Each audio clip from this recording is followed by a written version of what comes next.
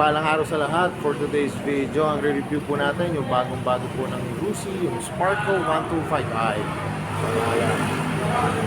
Matte black po siya. Pero pag hindi pa kayo nakasubscribe sa akin, please hit the notification bell para updated kayo sa aking mga videos. Tara mga guys, simulan na natin itong review. So yun mga guys, simulan na natin itong review. Ito po yung bagong-bago ng Rusi. Ayan mga guys, Sparkle 125i. Mga guys, matte black po to. Ang decals po nito mga guys ay orange yan. Orange na parang meron siyang, may pagka brown po eh. Yan. Tapos mga guys, simulan natin sa gulong. Ang gulong po nito ay 80 by 90, 14 po ang sukat. Tapos ito po yung kanyang front shock, glossy po na black. Pati yung kanyang brake caliper ay glossy po na black. Tapos may naka-impose po na Rusi. Yan. Tapos kita nyo naman yung disc brake. Ang ganda mga guys. Mga guys, napansin ko lang dito, ang mags niya po ay kaparehas ng sa Passion. Yan. Maganda po yung mags niya. Yan. Parehas po ng Passion mga guys. Tapos ito po yung kanyang fender sa harap. Yan. Matte black po. Tapos mga guys, pag makikita nyo itong kanyang headlight, yan. Hindi naman po natin makitatanggi. Parang click po siya mga guys. Kakagot po ng click. Tapos mga guys, LED na po yan ha. Yan po, LED na po yan. Tapos dito po yung kanyang signal light yan mga guys. Dito po yung kanyang signal light, magkabila po. Tapos punta naman natin yung likod na gulong. Ang likod na gulong po nito ay 90 by 90 po mga guys. Tapos naka drum brake po siya.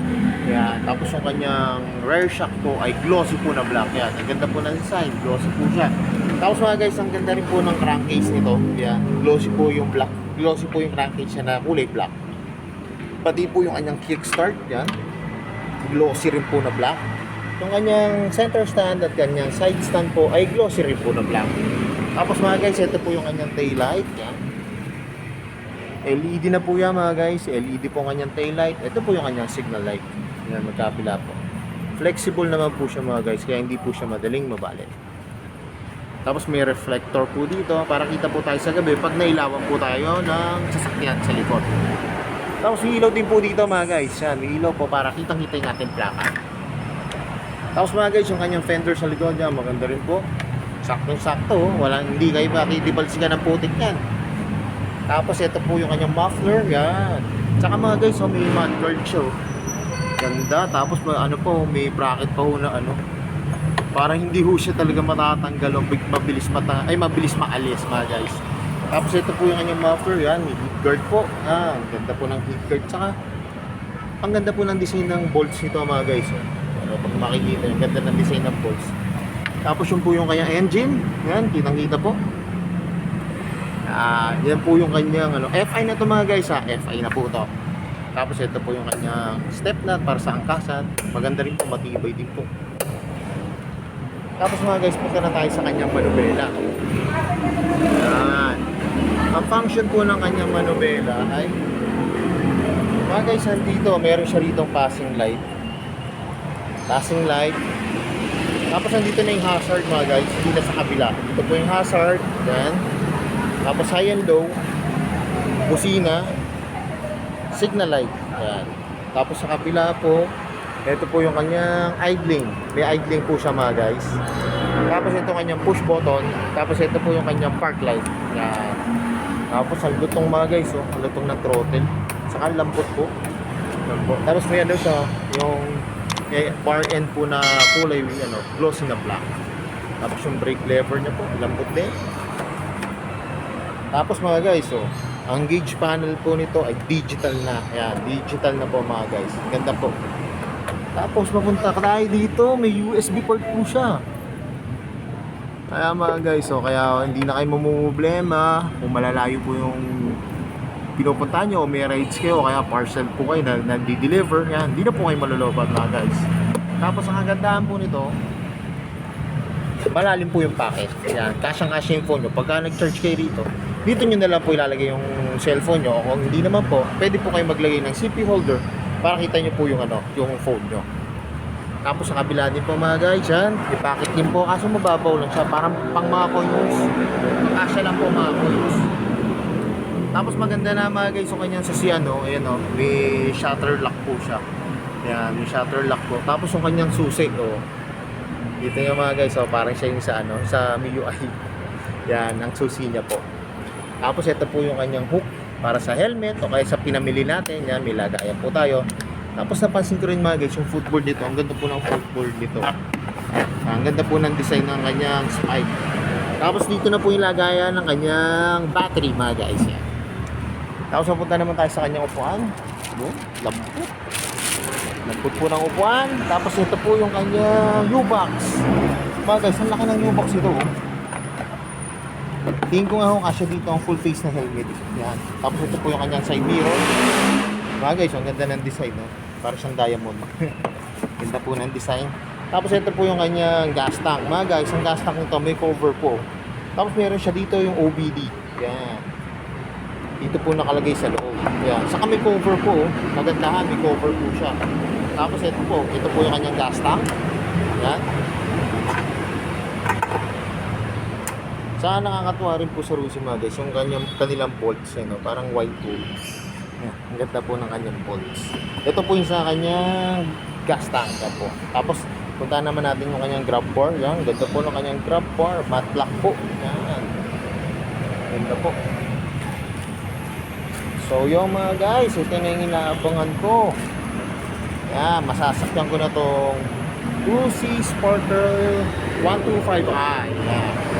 So mga guys, tignan nyo ako pag sinakyan ko na.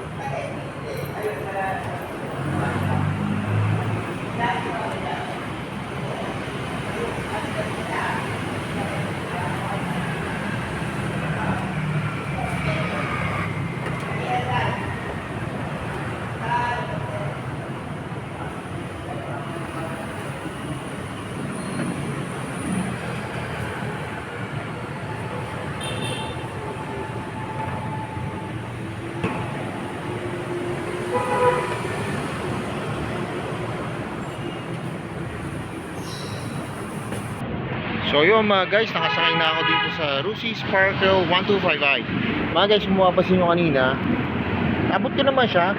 Yun nga lang po, yung upuan po kasi niya, iba po yung pagkakadesign. Para so, makapal po kasi yung foam. Pero pagka naman po nag-drive po kayo, aabot nyo naman po. Lalo na yung mga typical lang po natin na height yan, abot naman po natin yung motor mga guys.